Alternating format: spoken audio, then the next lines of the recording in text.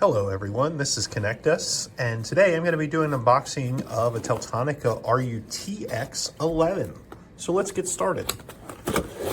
So in the box, we have the router, a quick start guide, comes with a Cat5e cable, patch cable, all the antennas that you need for both Wi-Fi and the LTE. We have an AC adapter.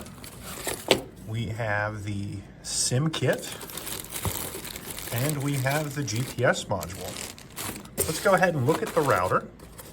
So looking at the router, we have on the one side, we have your GPS port, your two mobile, your main and your auxiliary, your two Wi-Fi for the 2.4 and the 5, your grounding screw, your Bluetooth or BT, and a USB port for expansion.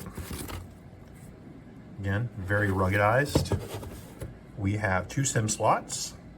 We have a SIM 1, SIM 2. We have your 4-pin GPIO power port, your reset port, your little slot to hide your SIM pick, status lights all at the top, status lights here for your Wi-Fi, and your 3 LAN ports and your WAN port.